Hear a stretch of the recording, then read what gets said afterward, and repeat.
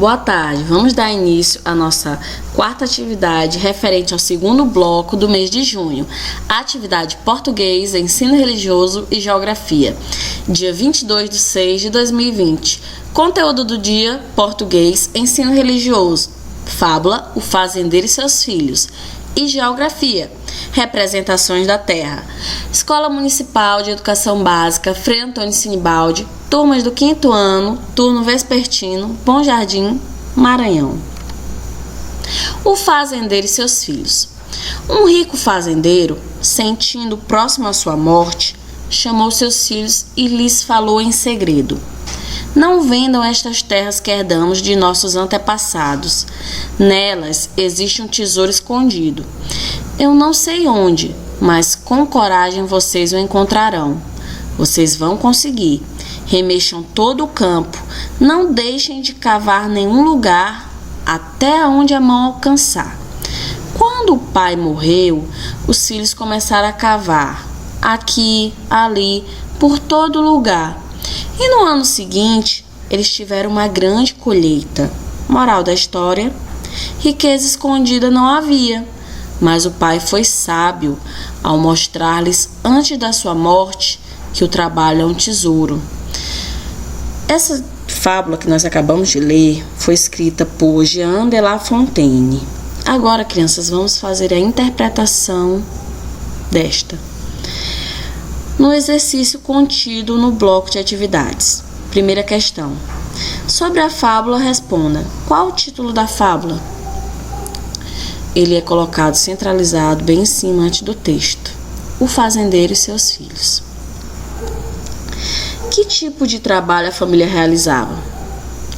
Nós vemos que a história se passa numa fazenda e que ao final eles tiveram uma grande colheita, ou seja, eles trabalham com plantio e colheita, eles trabalham com a agricultura.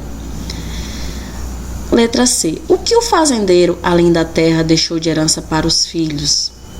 Ele deixou grandes valores, grandes ensinamentos. Ele sabia que, apesar dele ser rico e deixar uma herança aos filhos, ele tinha que deixar mais do que isso. Ele tinha que deixar ensinamento para que os filhos pudessem continuar a propagar essa herança. Então, ele fez com que os filhos soubessem que eles também poderiam conseguir seu próprio tesouro, sua própria fortuna. Como? Através do trabalho árduo. Eles conseguiram sim encontrar um tesouro, mas foi da valorização do trabalho para a vida. Letra D. Que valores as pessoas podem deixar de herança para seus filhos, netos e bisnetos, além dos bens materiais? Bem, vamos nos basear na fábula que nós acabamos de ler, certo? O fazendeiro, ele era o quê? Rico. E ele disse que aquelas terras já eram uma herança, dos seus antepassados. E ele quis deixar uma lição para os filhos, que foi em relação ao valor do trabalho, em que você deve trabalhar arduamente para conseguir produzir seus próprios bens. Ou seja, o trabalho, ele é algo valoroso. E foi essa lição que ele quis deixar como valor repassado aos seus filhos, e que esses podem também vir a repassar para os seus filhos, que seriam os netos do fazendeiro, e assim essa lição seria repassada continuamente na família. Então, o que vocês podem deixar de herança na sua família, ou o que seus pais, seus avós, tios podem deixar para vocês? Bons exemplos, lições de vida, ensinamentos sobre coisas benévolas para o mundo e para vocês, a perpetuar, continuar o bem e a valorização das coisas boas da vida, certo? Exemplos de valores: honestidade, respeito, responsabilidade, tolerância, humildade, dignidade. Todos esses são exemplos de valores que podemos deixar, que vão muito além dos bens materiais. Então, crianças, Agora, a segunda questão, a terceira, a quarta, a quinta, a sexta e a sétima são questões pessoais que vocês vão responder baseado também em alguns ensinamentos repassados por esse texto que nós acabamos de ler. Outros por algum exemplo que vocês podem perguntar para o pai, para os avós, para os seus responsáveis e também algo que tenha vindo de vocês. Vai ficar a critério de vocês as respostas, que elas sejam coerentes com o que é perguntado, ok?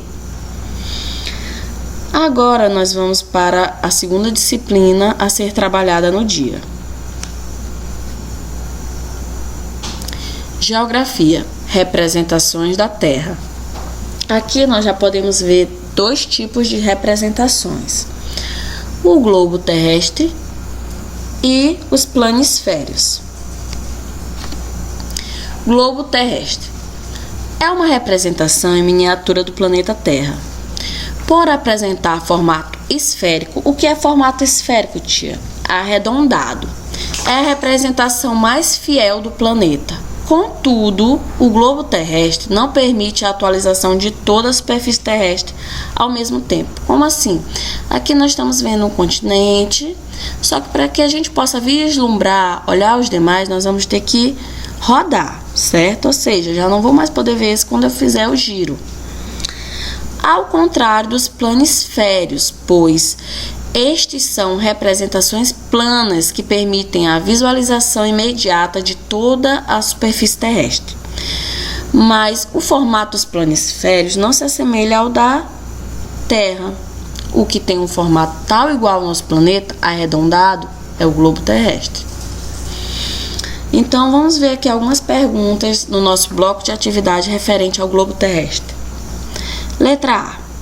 O globo terrestre representa a Terra de forma, já foi dito, formato esférico, formato arredondado.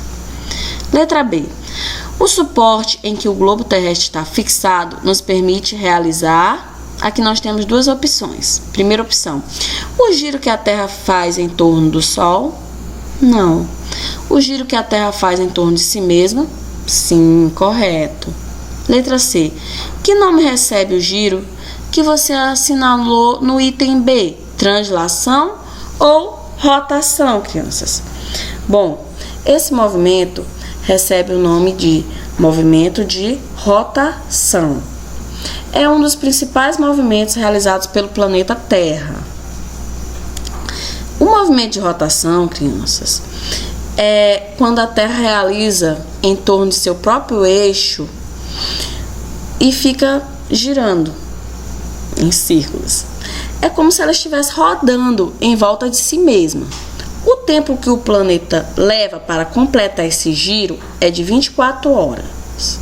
E o movimento de rotação, ele é responsável pelos nossos dias e noites.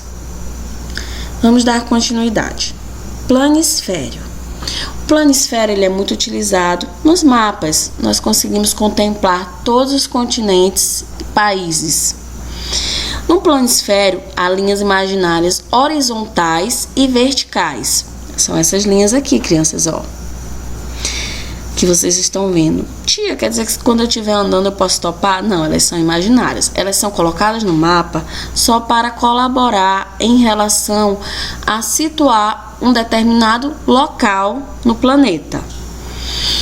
As linhas que estão na horizontal são chamadas de paralelo e as que estão na vertical são chamadas de meridianos. No planisfério, há linhas imaginárias horizontais e verticais. Continuando, elas servem para localizar com exatidão um determinado ponto na superfície do planeta. Vamos olhar aqui as questões referentes à representação denominada planisfério. Letra A. Nesse planisfério, a Terra foi representada de forma... Bom, crianças, aqui, ó, vocês podem olhar, está no formato retangular e plano. Letra B. O planisfério é uma representação, primeira opção, do formato do planeta Terra? Não, ele não é fidedigno. Quem tem o formato do planeta Terra é o globo terrestre. Segunda opção, da superfície do planeta Terra. Sim, podem marcar a segunda opção. Do movimento do planeta Terra, não. Quem ajuda nisso também é o globo terrestre. Da atmosfera do planeta Terra, Então, qual é a opção? Segunda opção, na letra B. Então, crianças, aqui nós terminamos a nossa aula. A tia agradece. Qualquer dúvida, vocês podem entrar em contato conosco, os professores, nos grupos de WhatsApp referente à sua turma. E eu espero que a aula tenha sido proveitosa. Tenha uma boa tarde.